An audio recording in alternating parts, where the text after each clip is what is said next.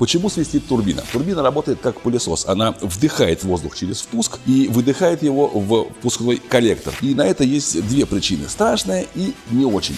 Не страшная причина, вернее, не очень страшная причина, тогда, когда турбина у вас свистит при выдохе во впускной коллектор. Тогда у вас из-за повышенного давления через рваный патрубок, либо неодетый или неплотно затянутый хомут, либо дырявую прокладку, нагнетаемый воздух выходит, и поэтому получается свист.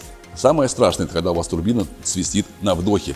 Это значит, что у вас попадает в систему впуска неочищенный воздух вместе с абразивом через те неплотности, которые идут после воздушного фильтра. И этот грязный воздух сначала убивает турбокомпрессор, а потом убивает двигатель. Но в любом случае устранять нужно две причины: и не страшную, и страшную.